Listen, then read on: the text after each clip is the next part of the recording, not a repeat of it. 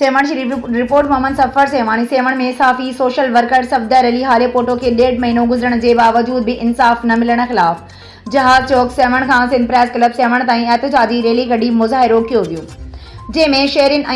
हाले पोटा बिरादरिन के माण्हुनि शिरकत कई। उन मौके ते सिंध प्रेस क्लब सेवण के साफ़िन से एहतजाज कंदड़ नौजवान सफदर अली हाले पोटो और संदस वालिद अब्दुल सत्तार हाले पोटो जेको पिण पुलिस खाते जो अमलदार पिण है बाबर अली हाले पोटो और मुख्तियार जतोई ॻाल्हाईंदे चयो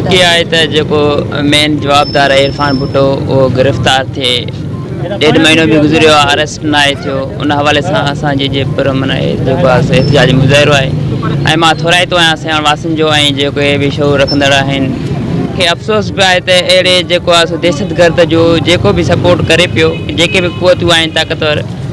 त जेकर इन जी सपोर्ट कंदियूं त अहिड़ा वाक़िया असांजी सिंध में जो करर थिया न। मां उन में उम्मीद रखां थो त इंसाफ़ जी तमामु जल्द जेको आहे इरफान भुट्टो खे जेको आहे अरेस्ट कराए। पाण पुलिस में पुलिस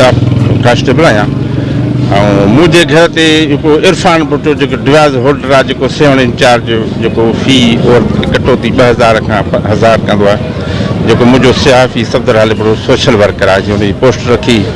त सेवण में एॾो वॾो हेनस क्राइम थियो, घर ते दहशतगर्दानो हमलो थियो, पुलिस वारे जे घर ते हमलो थियो, एक साफ़ी सोशल वर्कर जे घर ते हमलो थियो। उन खां पोइ 1.5 महीनो गुजरण खां बाद में भी हिन महिल ताईं दहशतगर्द गिरफ्तार न किया विया आहिनि, जंहिंजे लाइ असां मुसलसल SP सां मिलियासीं, SSP सां मिलियासीं, पुलिस सां मिलियासीं, पर हिन महिल ताईं मेन जवाबदार इरफान भुट्टो जेको मैडम ॾियूं था जे अगर असांजा जवाबदार गिरफ्तार न कया विया, चंद ॾींहंनि में असां राय अमल जोड़े पंहिंजे बाशऊर दोस्तनि सां, पंहिंजी बिरादरी सां, वकला बिरादरी सां असां राय अमल जोड़े इंशाअल्लाह तमामु जल्द रोड ते धरणो वेहंदासीं, जंहिंजो ज़िम्मेवार हितां जी पुलिस ऐं असां इहो सेवण पुलिस खे चऊं था त तव्हां बराए महिरबानी उन टाइम में मिंथ करण न अचिजो। ASP बेदार भक्त ऐं जेको हींअर नओं आयल SHO आहे मज़हर नाइच, उनखां अलावा मंज़ूर दल जेको हिते 10 सालनि खां आहे, उनखे बि इहो ई चऊं था त ओॾी महिल तव्हां भॼंदा अचो था, जेॾी महिल असां रोड ते वेयूं था त ओॾी महिल तव्हांखे हर शइ नज़र अचे थी, बाक़ी हींअर तव्हांखे